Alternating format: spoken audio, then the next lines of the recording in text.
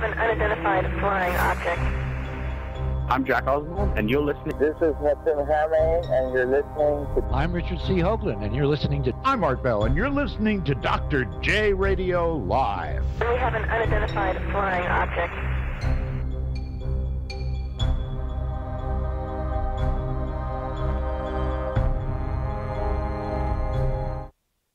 Welcome back, folks, to the second hour of Dr. J Radio Live. As you know, I am your host, Dr. J, broadcasting from the City of Angels.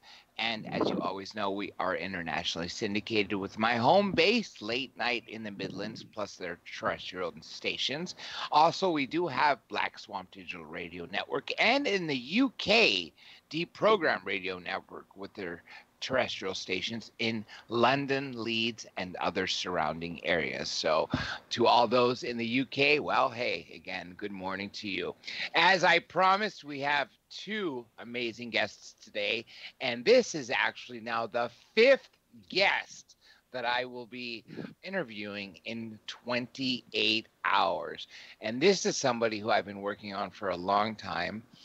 You guys would really have to be not paying attention to things to not know who I'm talking about. I could tell you this, all of law enforcement, sorry about that, folks. We got the Santa and he's here. All of law enforcement knows exactly who this person is because they wish there were more people like him. I mean, only canines can do so much, and so does forensic evidence, but there are so many unsolved crimes. But when you have someone such as our guest, whose name I'm going to give you in a second because I love it when you guys either take the hints or, if you've already been paying attention to the promotion of the show, you know exactly who I am. But when you have a psychic medium criminal profiler who law enforcement, in the U.S., Canada, and other places, different departments, federal government, have all said this is the real deal and keep coming back to him, well, then you know something is right. So if that hasn't given you enough hints, then I guess it's time to bring him on and finally introduce him. It happens to be the one and only Mr. Robbie Thomas. Robbie, welcome to the show, my dear friend. Oh, thank you for having me. Such a great introduction. Thank you so much, Dr. J. Oh, it's all a pleasure, and it's all the truth. And one thing is true, too, is even in my 20-month, almost 2-year gap, I was trying to – you were on my radar before then, so I'm glad after all these years I was finally able to make it happen, and I do believe this is going to be the start of many. Now, before I jump into how you got started with crime, when did you first recognize that you were a psychic medium? How old were you, and what were the circumstances?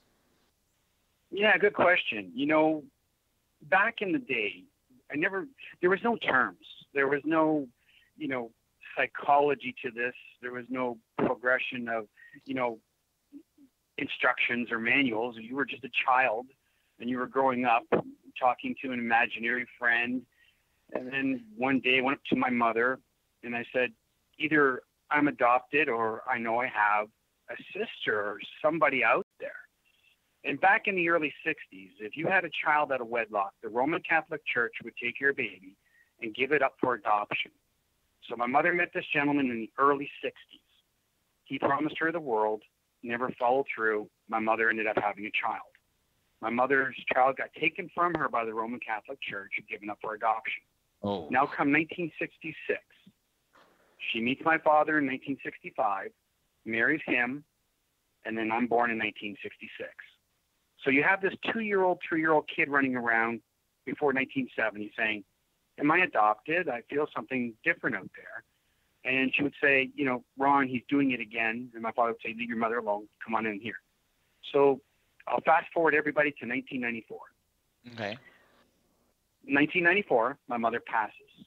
Her side of the family take me aside and start to develop this storyline about how I was right as a child, right after the funeral, and trying to explain to me that back then, what I just explained to everybody here who's listening, the Roman Catholic Church would take your child away. They said, you were right, and she's been looking for you. Her name is Mary. So that just kind of blew me away. It just fulfilled everything I knew from age 2 and 3 all the way forward. And then Fox did a special, and they brought us on. We talked. It was like a reunification. It was great. It was a validation for everything and from the years on, knowing what was as a child to my adolescence, going through adolescence right to adulthood.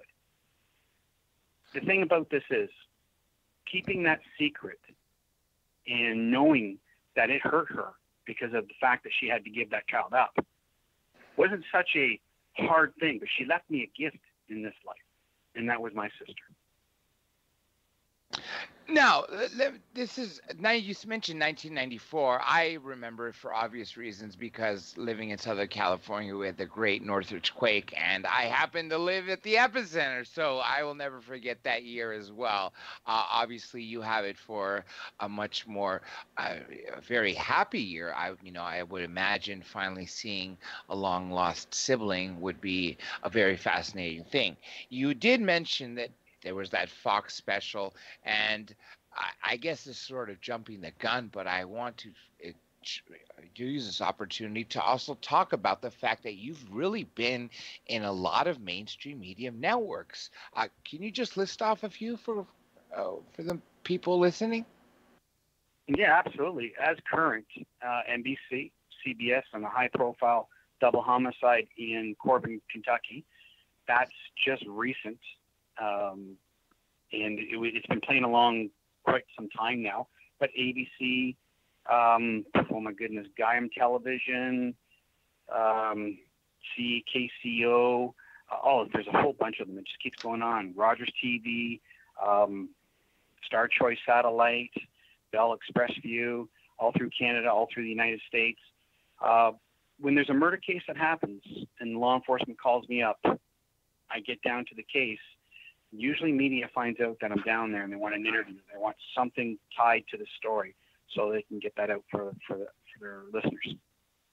Now, when you started working for, when you actually started using your powers to help law enforcement, how did that first come about? Because I would imagine that there was a lot of skepticism, but clearly from the testimonials on your new book, you have lots of law enforcement saying like, oh, you're the real deal and things like that.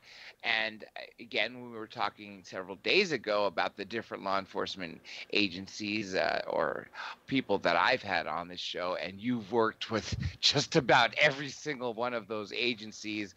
I thought was, was another fascinating thing. But to have people that are not just in small little towns, sheriff's department or police departments, but you've worked, with federal governments, police agencies and things like that. What was the very first, before I ask you what was the first case, what was it when you started to realize that you can use your powers to help law enforcement solve crimes? I went through to be a police officer twice. On my second time around, when I became of age to be an auxiliary, I got hired on in a little town outside of Toronto, Canada. Now, as I came home sitting in my kitchen with my family, I heard a lady screaming, accident, accident. So I jumped the fence in the backyard, noticed this lady in a robe, and she's running up and down this parking lot of townhomes. So she pointed to the right, which extended out towards the road, and I ran because I in my mindset, she's saying accident. So I'm thinking, people's hurt. I got to get to the scene. I'm running. I curve down that roadway. I look. There's no cars. There's nothing. And the gentleman to my left says, over here. I run over towards him. He has this sliding door open. I entered the kitchen. I noticed to my left there was a lady running around the table screaming, and another gentleman to my right holding a doorknob, and he waved me over. I went over towards him. He opened the door. Now I'm still thinking, Dr. J, blood, accident, somebody's hurt. They're in this little room, and I'm looking on the floor. This gentleman opens the door, grabs my shoulder, shoves me in this little tiny bathroom, and shuts the door. Now, as I look up, there's a gentleman in the bathroom, and he's staring right at me. Notice his lips were a little bit blue, purplish. He was kind of gaunt looking. Went over and touched for vitals immediately, because then that first responder response happens. I didn't get anything. I knew that there was something wrong, and I started checking for pulse, nothing.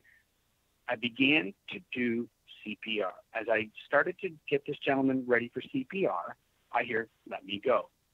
It never dawned on me, because all my life growing up, I could hear, see, and it just, in that moment, I'm thinking, him on the floor in front of me, have to help this gentleman out. So I began again, second time, CPR, checking for vitals, going down, and I heard very loud and distinctly, "Let me go." That's when I knew he was telling me to let him go. He was done. That he wanted to pass, essentially, right? Yeah, he was actually gone. So I backed out. In that kitchen, in that area, there was 3 people at the time. Now there was there was 50. There were all kinds of people staring at me coming out that door. After the coroner did their autopsy, the report came back, and it said he had a massive coronary. So there was no way of me actually bringing this gentleman back or even saving his life. He was gone. From that moment, I called up the detachment where I was going to be a police officer, and I described what happened, and I said, "I'm going to quit." Well, you just don't quit when you get hired on as a police officer. They want to know why. They're very determined to find out why. They're spending time and money on an individual. They want to know why. They said, "We're going to send a film crew."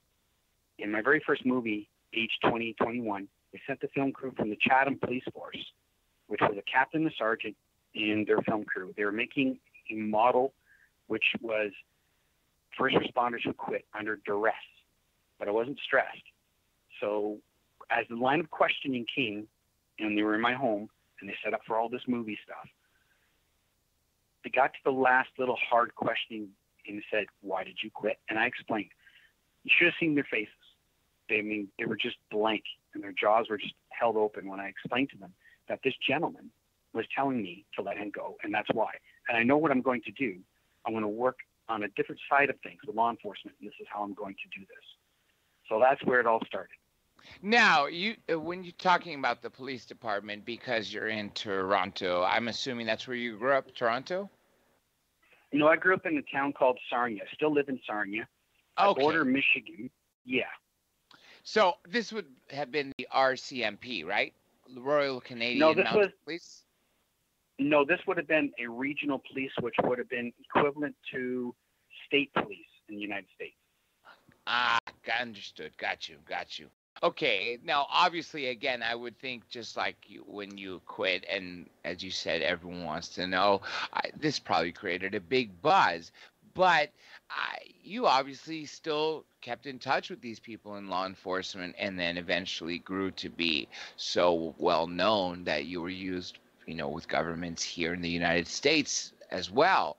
So let's start talking about, obviously, if I was in that scenario and I was getting the message that you were getting from this person who was dying as you were trying to revive him, just that he's ready to go or to let him go, that would have been eye-opening for myself as, hey, wait a second, I think I could be doing something more with this. And clearly you did. So what was the next step that you started to do when I would assume became a point where the law enforcement themselves started to reach out to you to say, hey, we're stuck here. Can you help us? Yeah, absolutely. Now, all the listeners out there, I want everybody to, whenever I could do a show, TV show, or a radio show, I always stress this. If you think you have intuition or you think you're a psychic, do not put yourself in a predicament like I put myself in on my very first murder case. I'm in a parking lot speaking to a good friend of mine who was a manager of an apartment complex. Over his shoulder, I noticed this gentleman walking towards the main entrance of the building, and he had a black shroud around him. Whenever I see people who are bad, they have a dark color tone to them. it's in the feeling I get towards them is I feel ill in not wanting to be able to stand beside them, that type of thing, like I want to be away from them. So as I watched AKA Jesse walk across the parking lot into the main entrance, Greg, who had eye contact with me, noticed I was looking over his shoulder. He turned his head, looked over at Jesse, turned back to me and said, "That's Jesse, would you like to go and meet him?" And I said, "Yeah, sure." So we ended up in Jesse's apartment. Now we're on the third floor of the apartment building, and as I'm inside his apartment, Jesse's sitting about 2 feet from me on the one couch. Greg is adjacent from us on the other couch.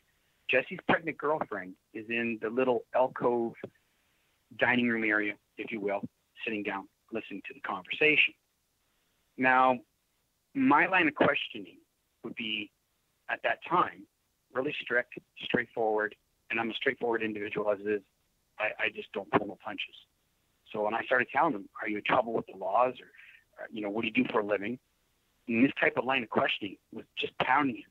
And at the time when I do these things, even when I get the opportunity to question suspects with different homicide detectives, they allow me to do this to get information from people. So when I did this at the time, my very first time, I guess I was aloof to the fact that, I'm just me sitting there with a murderer. As I'm sitting there, and as I'm sitting there, and please, people, don't ever do this, he turns to me and says, "Stand up." So I did. And then he says, "Are you effing hot?" And I didn't clue in. And he lifted my shirt up, and he starts feeling around my waist, my belt line. Then I knew what he was looking for. He was looking for a wire. Wire, yeah. Right. So then he says to me, "Sit down." So I sit down, and he goes, "You want to know?"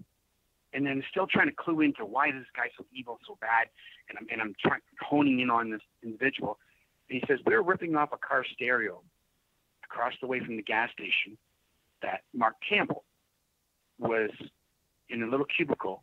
And he was working as a little 14-year-old boy from Quebec, moved to Ontario with his family, and he was inside the cubicle making a little extra cash for high school. They decided to go from the car stereo over to rob Mark Campbell. And he's telling me how they went across, stood in front, and then his accomplice, Thomas Cook, took out a gun, and he showed me how he if you could picture, everybody who's listening to me, hold your hand sideways with your thumb horizontal and your finger pointing out. That's how he did it. And he was making the gesture of the hand coming in and out and going, and we popped him like this, and he was hopping like a rabbit, and he had a big grin on his face as he was explaining this. So I knew there was no more, there was no sadness in his voice. There was no remorse, anything. He was just happy that this was happening. And then after he was done telling us this, he says, "Now you got to get the F out of my apartment, and if you tell anybody, I'm going to kill you."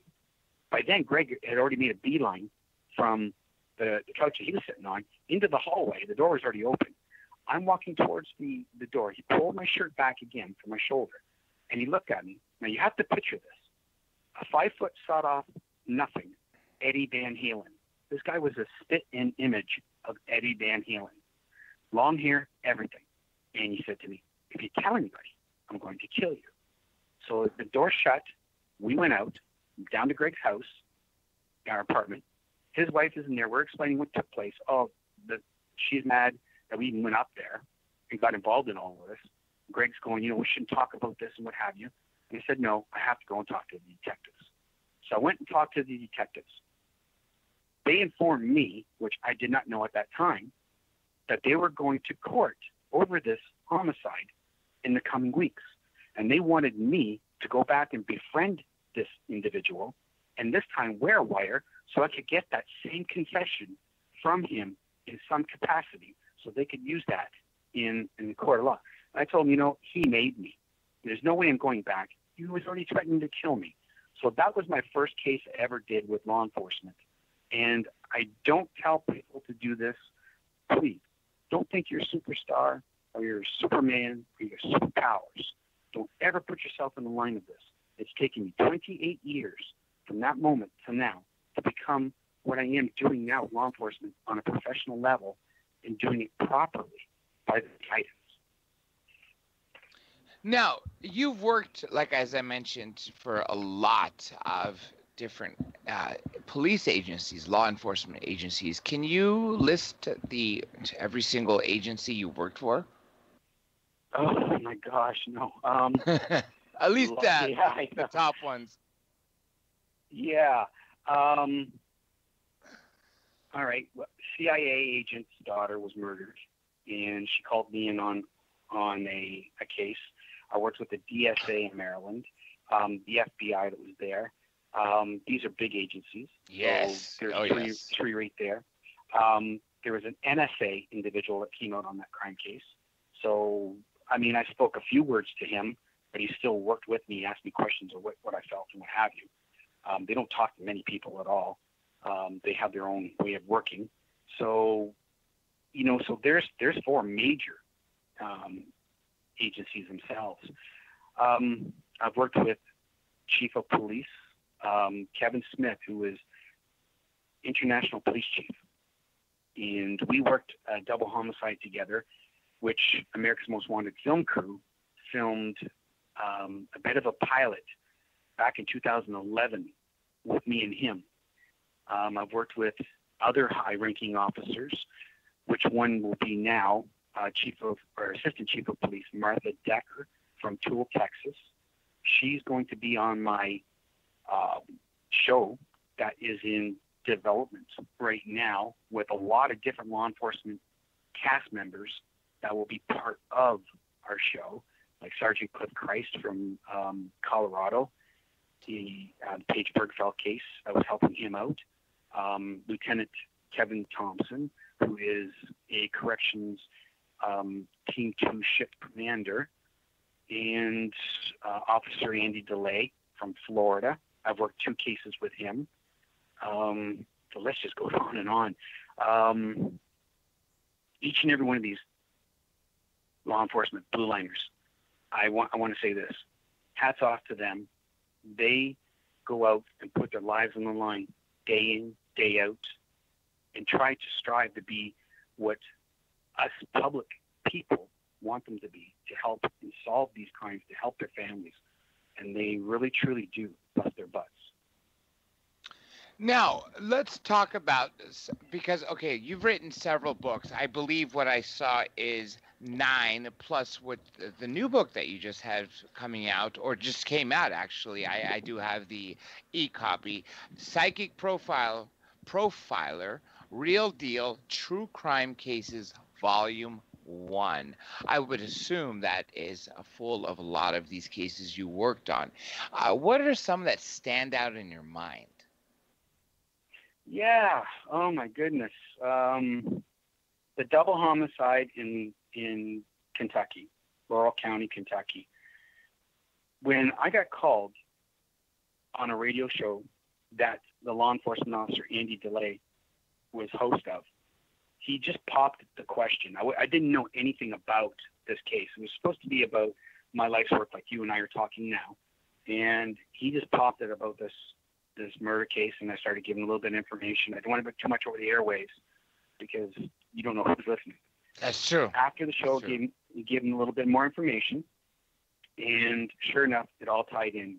There were 3 individuals that they were looking at, and that's the 3 I mentioned. We went down. Not only did I help find the knife with the blood on it that the family has now in their possession, but I got the confession from the weakest link. When we were down there, picture yourself going into a boardroom and they're saying, what can we do? And I said, well, we have to attack the weakest link. I just know he's going to break. I'm going to profile him before this happened, during it happened, and post after what took place. And I did. I gave the characterization of this individual entirely. So Andy says, okay, get in the SUV. He agrees to meet us at the end of the driveway. So we go down to the end of the driveway, and we're sitting with Bobby. I'm holding the recorder, and we're doing the good cop, bad cop thing. Andy is hitting him really hard, and out of the blue, Like, I did not know. I wasn't going to ask any questions. I was just there to hold the recorder and hopefully that Andy could bust this kid. And sure enough, Andy goes, I've had it with you. You know, you got any questions, Rob? And that's how it started. So I'm put on the spot, and this kid kept calling me Mr. FBI man. That was the go-to word for him from suspect number 1. So suspect number 3 is just talking about suspect number 1. And Andy goes, that's enough. He goes, you got to read this. And he opened up the back of the SUV, brought out the Bristol boards, put them back there, and he says, you read this. And the kid read it, and he went limp. He just looked at everything. We knew we had him. And I'm holding the recorder, and I said, I know you were there. I know you didn't take part in cutting these people up and doing what you did, but you were there, and you were part of this. And he's shaking his head, yes. And I don't want to coerce him into saying yes. I want him to say it on his own. And sure enough, you know, after a little bit more of talking and time went by, the kid said yes. I got him on tape. You know, we're beaming. We got the confession. So we go back up to the family, explain everything we have, make an arrangement to go see the sheriff at the time. And this case goes now like crossroads, the devil crossroads. One way is we have the case ourselves we're dealing with, and we're dealing with a cover-up. Now, I get on the phone with suspect number 1. All he wants to do is, and again, he's calling me Mr. FBI man, wants me to come up his driveway like I did with Bobby, but he wants to shoot us. I know he does. Ooh. He's got guns. He's mentioned it, right? So we said no. I explained to him, those 2 gentlemen that you hurt and you put that place on fire after you cut them up, I said, they're going to play in your mind. They're going to play in your mind so much, they're going to eat at your soul. And I kept driving this home on him. I know that it was a psychological issue because I knew I could get to this kid, and that's how I could do it. This is how I feel people in what I do. After we left, and this kid... No, go on. Finish that, of course. Okay.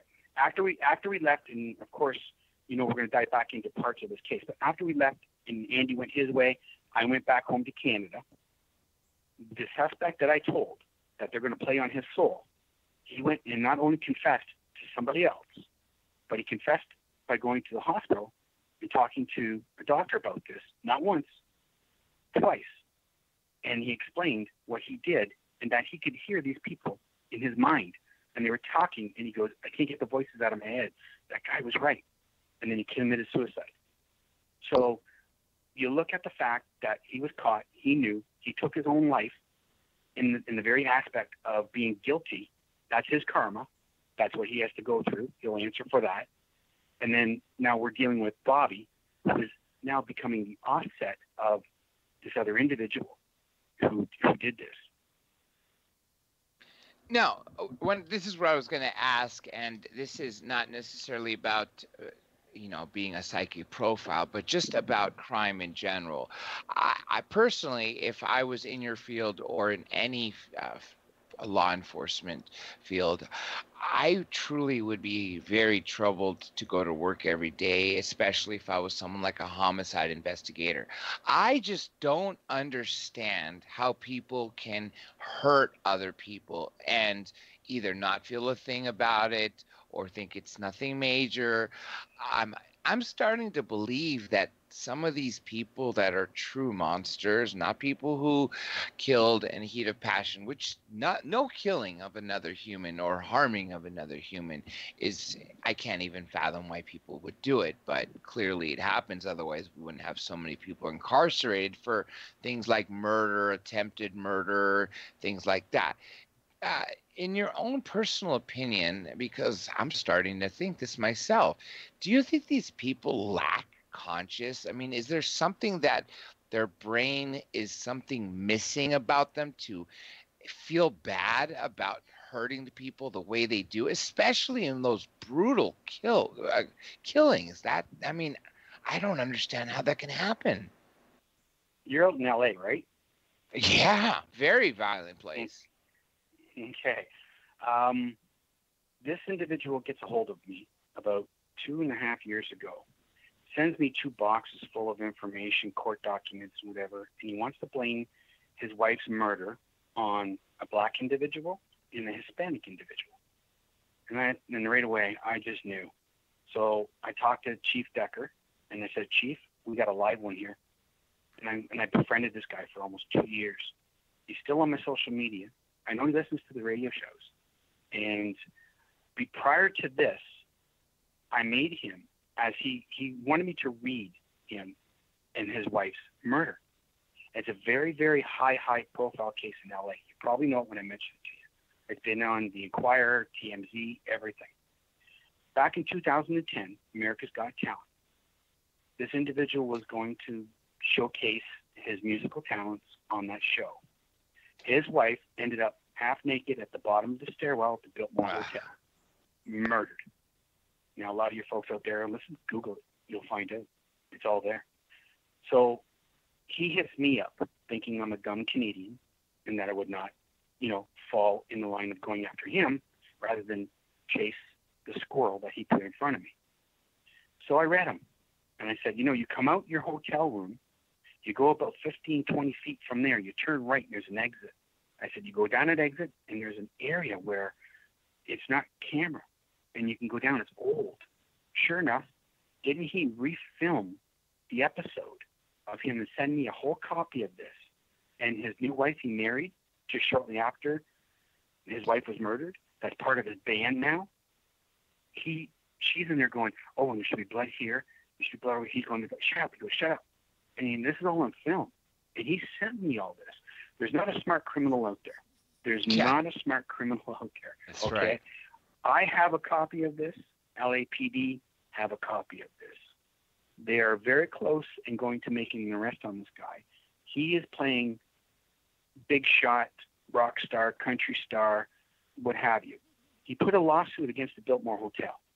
The Biltmore Hotel now is changing hands. You can't have a lawsuit on your hands and sell a property. So it had to be cleared of the books. So they gave him $2.5 million. They gave him $700,000 per kid. He had 2 kids. So he got all this money. So now he hired Gregarios, I think the lawyer's name is out there. Oh, yes. I know exactly who you are because being in the law field myself, Mark Garagos and I go way There back. you go, yes. Okay. So he hires him and he gets his money and what have you. So, the Hard Rock Cafe, many different places out there that are very famous.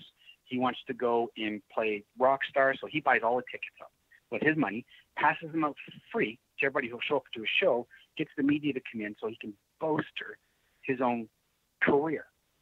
And, I talked about this, and I know he listens, and it's coming soon, and they're going to get you.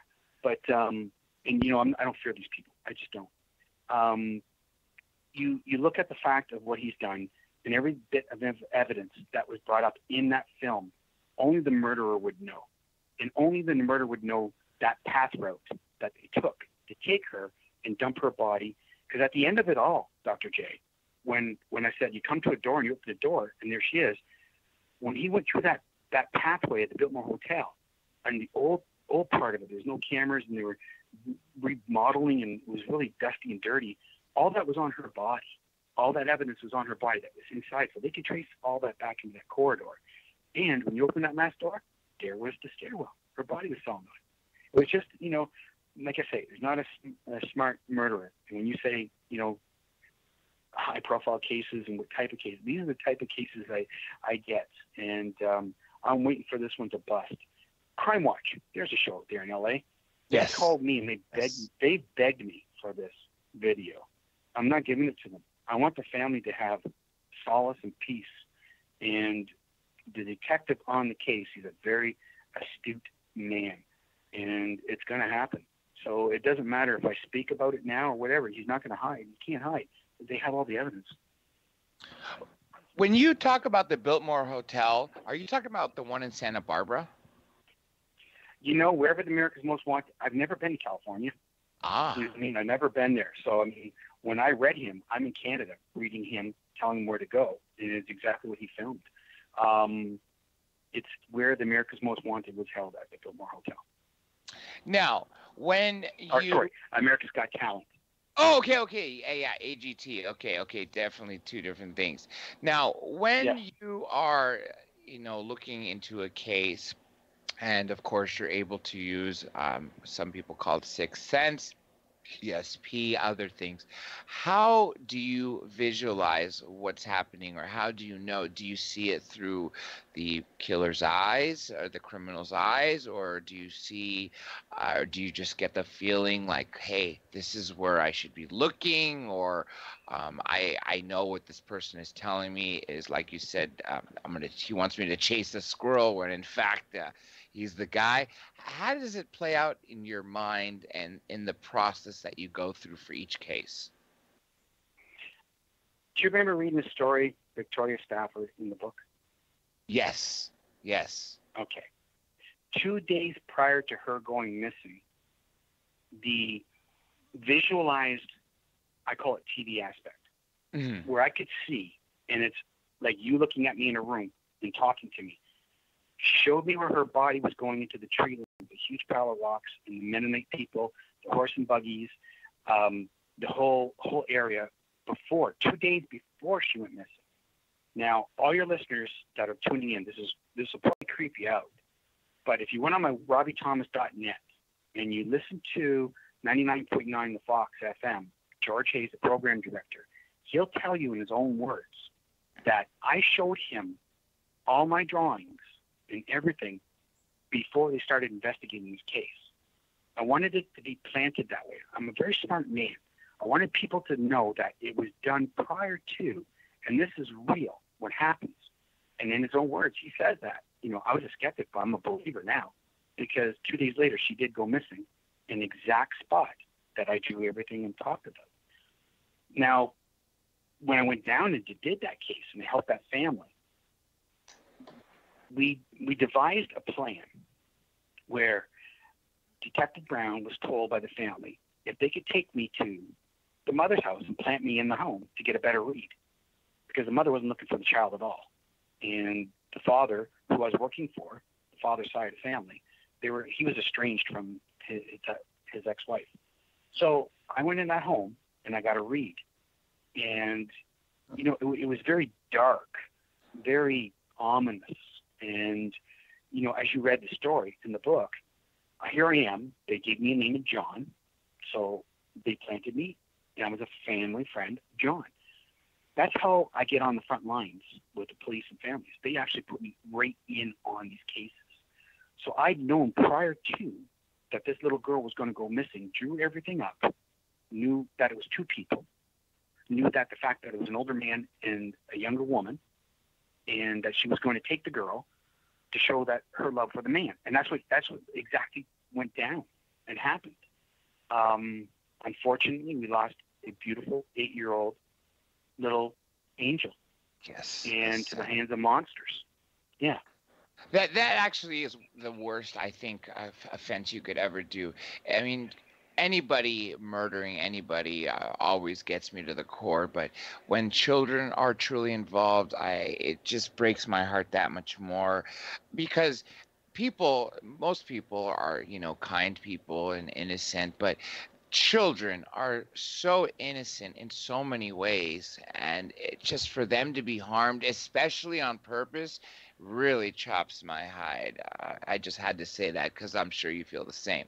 Now, when a victim that has passed is telling you what's happening and showing you things, is that spirit of that victim looking in the way that they were harmed? I mean, for instance, I don't want to get gruesome or anything, but let's just say hypothetically an axe was used or something like that. Do you see that in that spirit, or do you just see the spirit of the person as a whole without being affected when you're seeing them in that state? No, I see everything. That's why the details come in for the police, where they can go and apprehend an individual. Back in 2007, I was called from Kentucky, Louisville, Kentucky, and they asked me to help in a missing 4-year-old little boy. They sent me a picture. His name was Caesar Cano. And they sent me a picture. I'm in Canada, and all I had on my screen was this beautiful little angel. And so I started doing the transition of remote viewing, the actual connection of my guides, trying to get information.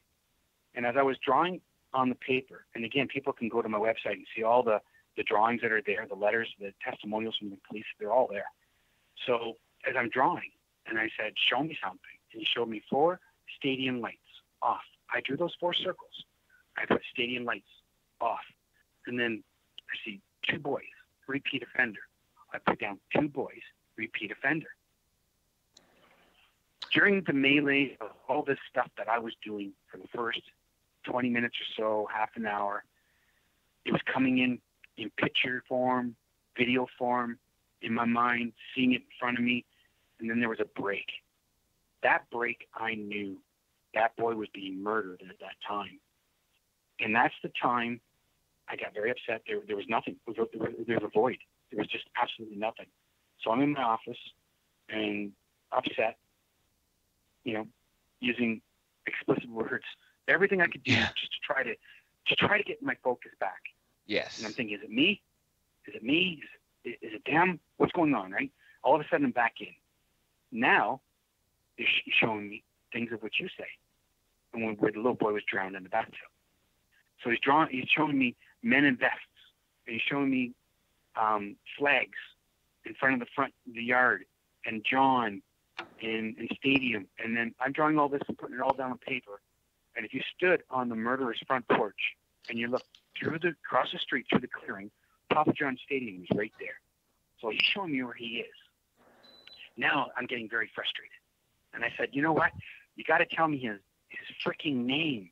Give me his name. And he gave me Cecil. So I write Cecil at the top of the page. You can see the little face I drew. That's coming through a 4-year-old mindset. So I'm getting flashes of that, of what he sees, showing me. And then the mugshot of the monster is beside it. And if you really look at it from the 4-year-old's perspective to the mugshot of the individual is pretty darn close. And then he gives me his name, Cecil. I write Cecil and I put an arrow to the monster's head. Cecil Eugene New murdered the 4-year-old little boy. He was captured December 7th, 2007. He stays in jail for the rest of his life. He'll never see the day of light again. Now, I bet it's really gratifying to be able to solve these cases, to play a big role in helping law enforcement, because you're bringing closure to the family. And a lot of people who have lost loved ones, especially the people I feel the most sorry for, are parents who have to bury their children. No parent should ever have to bury their child, especially if that child was a victim of a homicide. And sadly, as you know, a lot of people do a lot more than just that to children before they end up torturing and killing them.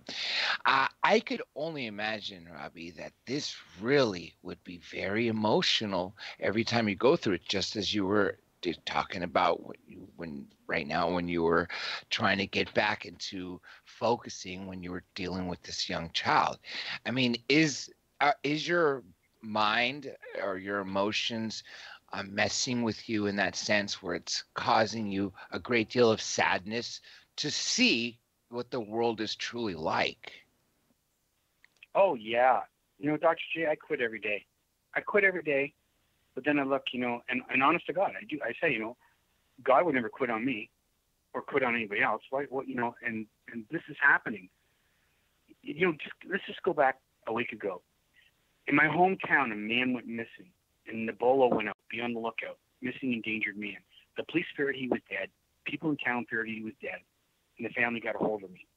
And I told them, no, he's alive. They'll call you, really soon here.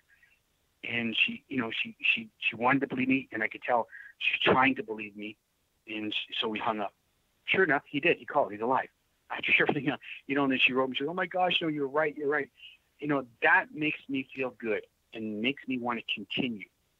What makes me want to continue too is in my hometown. I'm in Virginia filming a wrap-up of a paranormal series in 2017 in November. I get a text. Lady says, "Do you know anybody who can?" And I know what they're trying to get to is, "Can you come help?" But she says, "Do you know anybody who can come and help me in the hospital? The doctors declared him brain dead, and they're going to unplug him and kill him. I take him off life support." And I said to Julie, I said, "No, I don't know anybody. I can't recommend anybody. I really, truly don't." And I said, "If you tell the neurologist to wait, I'm filming. It's Friday. I just landed here. I'll be back by Tuesday. But we ended up filming Friday, Saturday, and I left on Sunday. I made it back straight through drive-through with my wife on Sunday night. Monday morning, I was in the ICU with Julie. And we went in. I'd never seen a person hooked up to machines as much as I've seen this individual. He had tubes coming out of every orifice. He had out of the sides of them, everywhere. And the ICU just went quiet. Everybody was watching what I was doing inside. They knew they were waiting for me to come there. I took my hat off. I prayed for about 3 minutes. And I just said, God, you got to let him talk to me, or you show me something. And he did. I heard Bill's voice say, wrong medicine. My brain is swollen. It's going to take time for me to heal. So after that prayer, I turned to Julie. She goes, oh, my God, it's not good, is it? I said, no, and I hugged her. And I explained exactly what I just told you listeners and you. She went ahead. I left. I hugged Bill's mom. I left. I went home. Then the text messages started coming. And then she was saying, the shit hit the fan. She says, the ICU's all in arms and everything. You couldn't believe it. They pulled all the IVs. You were right. They were giving him the wrong medicine. His brain was swollen. And sure enough, today, Bill is home. He's like you and me, Dr. J. Probably watching TV. He's probably had a steak dinner tonight. He's alive. And they were going to kill him. And I say kill because that's what they were intending to do. Take him off life support and end his life back in November 2017. That makes me continue. That makes me not quit. Getting the lady, she called me up. She's followed me for years, decades on social media. And she called me one day. She goes, the detective doesn't know what to do. He's at a loss. He told me to call you because I mentioned your name. And she goes, can you help me? My daughter's been taken into the sex slave trade. And I said, yeah. And I explained what I seen. And she's a very conservative lady from a very conservative family. She says, I can't do that because my family will disown me. I know you want me to put on social media that what you want me to write down, but I can't do that. She hung up. She called me back later that day. She goes, I'm going to have to do that. And I said, that's what you do. You put your family first. You forget about what other people think and what they're going to say. It's your daughter we're looking for. Sure enough, she put on social media that Friday. Sunday, her daughter was home. She was out of the sex slave trade. They let her go. She writes this big letter and she says, he helped me bring my daughter home alive. I remember these words from these beautiful families. That keeps me going. That's what keeps me going. The sad part is what you brought up. All these children and doing these cases. I don't know if there's a day that goes by I don't cry. There's not a day that I don't have my heart hurts and aches, and it's true because I don't care who you are out there. It's your family, and we need help. We're going to get it, and it's hard. It truly, truly is. I get on average 2 a week 50 requests. Help me, and I look at those every day, and it's so hard because I'm only one guy. Yeah. And how do you tell these beautiful family members, I'm sorry you got to wait because I got 1,000 more people waiting that have been waiting for years. It's very difficult. It's hard. So now that brings me to the point where I wrote this book. Thank God that an Emmy Award-winning director heard me on a show. He's part of another producer who's Emmy Award-winning, who has crime shows on TV right now that are #1 crime shows. And they've teamed up. We're in development. And everybody in the network loves the whole package. I've recruited very tough-nosed, grinding law enforcement officers from chief of police right down to law enforcement officers, sergeants, captains, lieutenants, everybody. And they're all on board. Everyone you say who endorsed me, they jump to the gun. They're there. They're going to work with me. And we're going to do this. We're going to go and help out many families. And we're going to put families first and put criminals where they belong. I'm actually glad you brought up the series because that was one thing I was going to ask you, considering we do have literally 4 minutes left till we're off air. So let me ask this briefly real quick is obviously we know what you're doing on a daily basis. And again, I have to commend you. I I would think, and I know for sure you probably heard this a lot from law enforcement, that they wish there was a lot more people like you. But I guess this is a sort of a different sort of question to ask, but I might as well throw it out there. Is it possible for people to somehow awaken that sixth sense, the ESP, so they can have these abilities to sort of do what you do? Or is it just the handful of people that are legitimate, such as yourself? I mean, you have, people that are law enforcement. They do not believe things without evidence, and yet they are the biggest testimonials for you. So do you think it's possible that something can be done for people to somehow train themselves to awaken that sixth sense, or is it just it's inherent in some people and others it's not? Everybody has spirit within them, intuition. Now, the development apparently would be up between them and Jesus Christ is my Savior. And that's what I pray to. I don't force them on anybody. It's just I know who I am, and I'm very secure in who I am, and knowing what I do, because I see it all the time. That is my foundation. And when you say that question, and other people who are able to have the ability, or can they focus on developing it? I remember Homer. He said to me, he's a DSA. We were doing a biker, 86. He murdered a girl up in Washington. And I was there, and they were digging this place since 1991. Couldn't find her body. And I walked in 5 minutes and pointed out where the body was. I look at that, and Homer goes, almost the same type of rendition of what you said. And I just said, it's up to the individual in how they do this. Are there many people out there like me? I don't have time to facilitate looking and who's who and what. Let me ask you this, because unfortunately we are running out of time. I guess I would have to save him, Mr. Thomas, for the future. Next time, I definitely would love to get you on for 2 hours, because I knew this 1 hour would not cut it. It would just be a tease. But again, I've been following your work for years. I knew you were the real deal, and I had to have you on. I mean, it's a big deal for me. And I want to thank you and commend you for what you've been able to do to help all the families. Now, you did bring up what's in development, and I'm glad you mentioned the fact, because I was going to – it's a very big deal when you have Emmy Award-winning producers and directors involved to produce a television series, and the title – Psychic Profiler.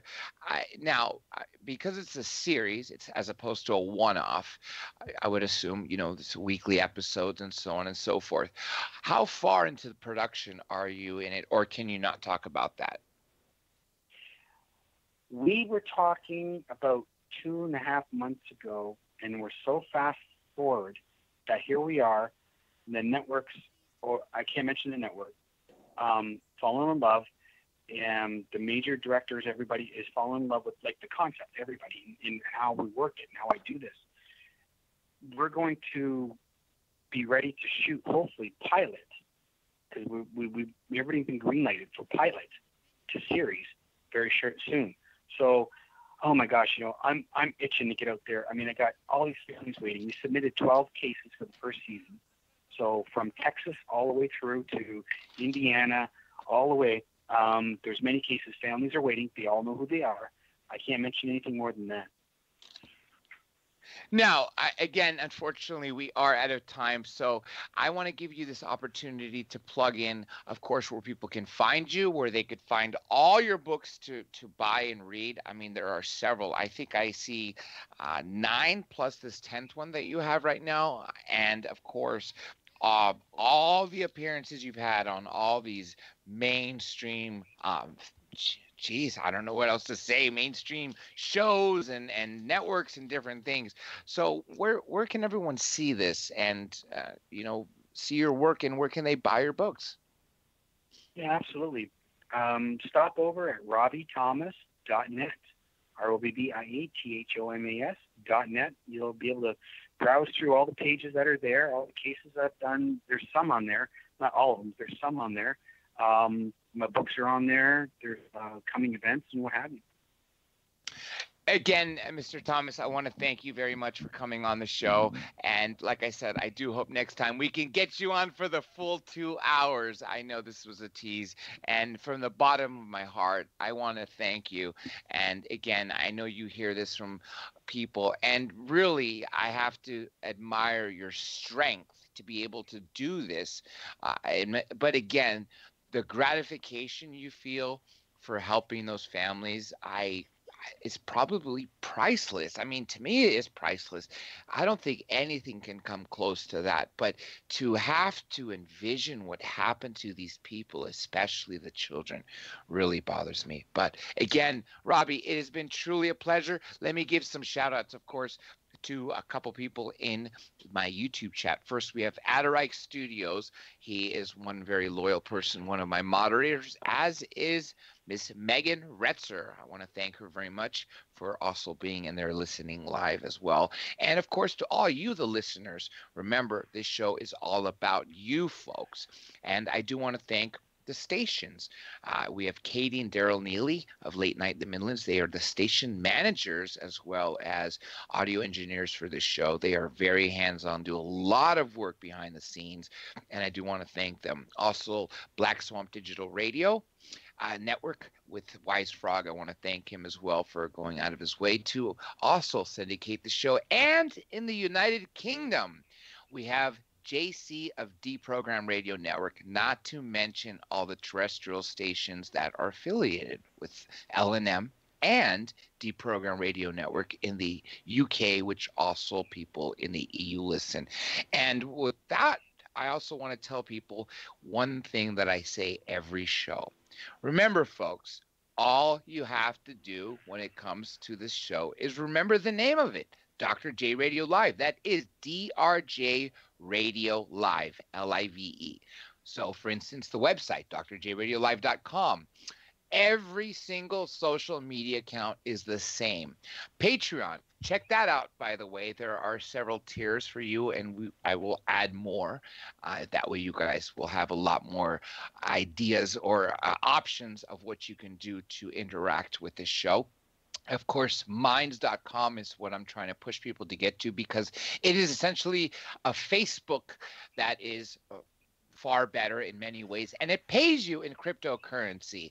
So Minds, Facebook, Patreon, Instagram, Twitter, Flickr, Tumblr, Pinterest, Buffer, all of it, Google Plus, Gmail, even that, and don't forget, of course, YouTube, where a lot of these shows are archived, especially everything we've done since this last run, since August 7th. Again, folks, it's been a fantastic week, and you all have a super amazing weekend. And when we get back Monday, we will have some brand new amazing guests for you. You will find out who's on Monday by checking out the site on Sunday. And don't forget tomorrow. Tomorrow you're going to have a blast on hearing one of the encore shows that has been requested over and over and over again. And that happens to be the John Lear interview, when Miss Heather Wade was the co-host of that show, where I actually spent the last 30 minutes turning the tables on that host and gave her a chance to be a guest on that show. So with that, folks, again, this is Dr. J. Again, I want to thank my guest for this evening, Mr. Robbie Thomas, and of course, like I said, all the other people involved with the show. So I guess the best thing to say is good morning for you folks in the EU, UK. Good night for you folks in the East Coast, such as my guest and Katie and Daryl at Late Night in the Midlands. And for me, I am just experiencing sunset in the City of Angels. With that being said, folks, this is Dr. J, host of Dr. J Radio Live, and I am officially signing off.